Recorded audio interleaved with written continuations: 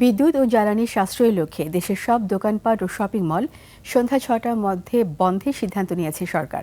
তবে এই সিদ্ধান্ত মানছেন না অনেকেই।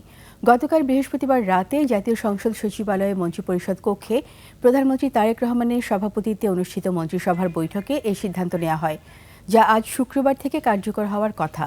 তবে সরেজমিনে দেখা গেল সরকারের এই সিদ্ধান্ত উপেক্ষা করে দোকানপাট ও শপিং মল সন্ধ্যা ৬টার পরেও খোলা রেখেছেন মালিকরা।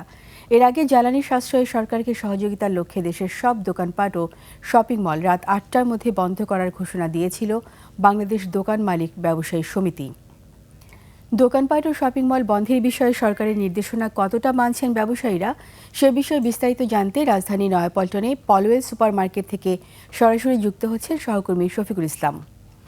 শফিক, দোকান ও শপিং মল ৬টার পর বন্ধ হয়েছে কিনা, সার্বিক পরিস্থিতি কেমন দেখছেন?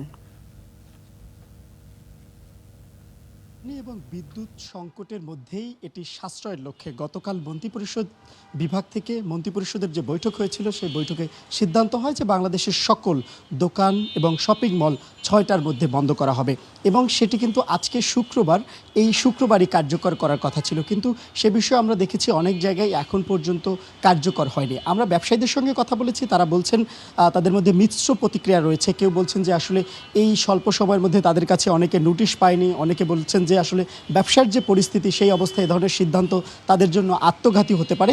আবার অনেক ব্যবসায়ীরা এর পক্ষেও কথা বলছেন। তো এই মুহূর্তে রয়েছি আমরা পলওয়েল সুপার মার্কেটে এবং এই মার্কেটেই রয়েছেন দোকান মালিক সমিতির যিনি সাংগঠনিক সম্পাদক রয়েছেন জসিমউদ্দিন। আমরা একটু তার সঙ্গে কথা বলবো এবং সরাসরি তার কাছ থেকে জানার চেষ্টা করব যে আসলে এই যে সরকারি সিদ্ধান্ত, সেই সরকারি সিদ্ধান্তের বিষয়ে তারা কি ভাবছেন। আমরা একটু আপনার কাছ থেকে জানতে চাই যে আসলে সরকারি সিদ্ধান্তের বিষয়ে আপনারা কি ভাবছেন। বিসমিল্লাহির রহমানির রহিম। বাংলাদেশের জনগণের কোনো কারণে নয়, বাংলাদেশ সরকারেরও কোনো কারণে নয়, সারা পৃথিবীতে আমেরিকা, ইসরায়েল এবং ইরান যুদ্ধের কারণে জ্বালানির যে সংকট সারা পৃথিবীতে চলছে তার বাইরে আমরাও না। আমরা ব্যবসায়ীরা যে খুব ভালো অবস্থানে আছি সেটাও না।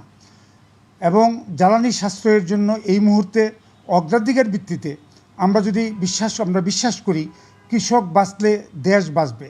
এখন কৃষকের সেচের সময়, সুতরাং আমরা আগামী দিন আমাদের একটা মিটিং আছে মাননীয় বিদ্যুৎ মন্ত্রীর সাথে। আমরা ওনাদেরকে ওই মিটিংয়ে অনুরোধ করব, আমরা ৯টার পরিবর্তে যে দোকান খুলি আমরা প্রয়োজনে সেটা 11টায় খুলব, কিন্তু ৬টায় যদি বন্ধ হয়, ৬:৩০ মাগরিবের আজান শেষ হইতে হইতে ৭:৫, বন্ধ করতে করতে ৭টা।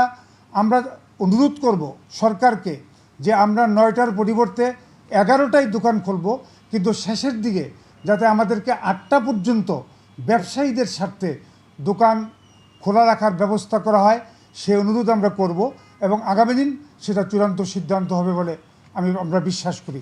ধন্যবাদ। ঠিক যেমনটি বলছিলেন, এই দোকান মালিক সমিতির যে সাংগঠনিক সম্পাদক তিনি একাধারে যেমন সেখানে সাংগঠনিক সম্পাদক, এখানকার এই যে পলওয়েল সুপার মার্কেট সেখানেরও তিনি সাধারণ সম্পাদক হিসেবে দায়িত্ব পালন করছেন। তিনি তার কথায় যে বিষয়টি উঠে এসেছে, যেমন করে সরকারের দিকটি বিবেচনা করতে হবে, জ্বালানি এবং বিদ্যুতের বিষয়টি বিবেচনা করতে হবে, পাশাপাশি ব্যবসায়ীদের যে তাদের যে ব্যবসা সেদিকেও তারা খেয়াল রাখতে চাচ্ছেন। তো এই ছিল আমার কাছে রাজধানী নয়াপল্টনের পলওয়েল সুপার মার্কেট থেকে সর্বশেষ। রিতা। শফিক, আপনাকে অসংখ্য ধন্যবাদ।